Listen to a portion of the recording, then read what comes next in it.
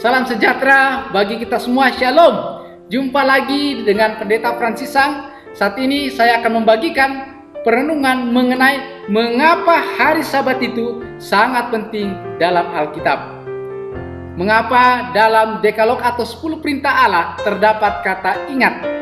Mari belajar bersama pelajaran ke-10 dengan judul penurutan kondisi kebahagiaan.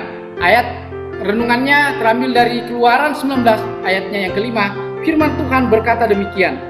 Jadi sekarang jika kamu sungguh-sungguh mendengarkan firman-Ku dan berpegang pada perjanjian-Ku, maka kamu akan menjadi harta kesayangan-Ku sendiri dari antara segala bangsa, sebab Akulah yang empunya seluruh bumi. Leluhur kita yang pertama itu, sekalipun diciptakan dalam keadaan yang suci dan tidak berdosa, tidaklah ditempatkan dalam suatu keadaan di mana tidak mungkin berbuat salah. Allah menjadikan mereka sebagai makhluk yang mempunyai kebebasan, sanggup dengan bijak menghargai dengan kebijaksanaan serta kebajikan daripada tabiatnya dan keadilan tuntutannya. Dan dengan kebebasan yang penuh mereka dapat memilih untuk menurut atau tidak menurut.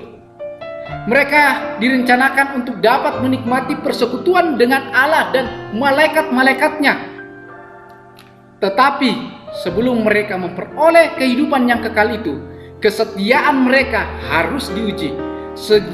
Sejak awal kejadian manusia, suatu ujian telah diadakan guna menguji keinginan untuk memanjakan diri yang merupakan suatu nafsu yang berbahaya yang telah menjadi dasar dari kejatuhan Lucifer itu sendiri.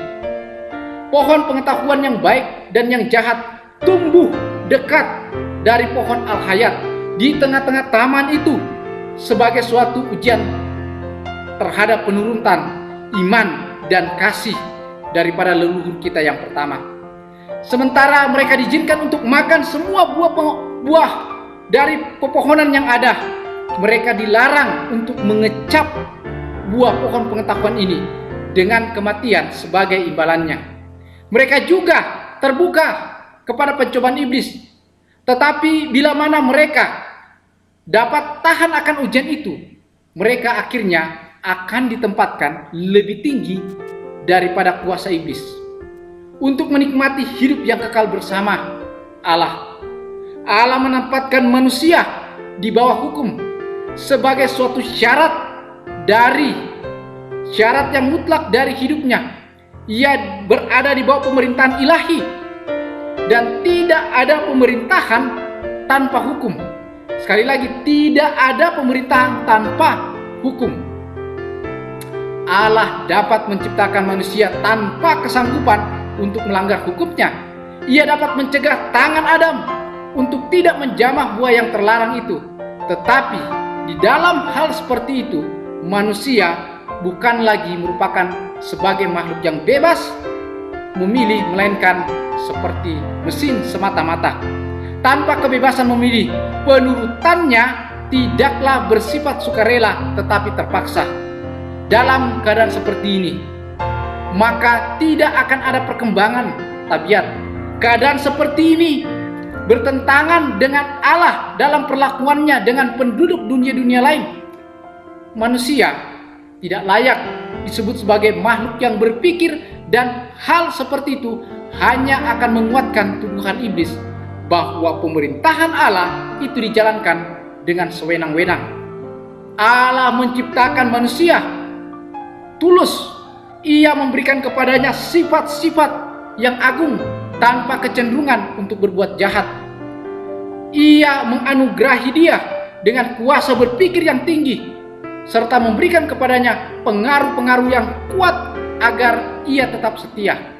Penurutan yang sempurna dan yang kekal adalah syarat dari kebahagiaan yang kekal.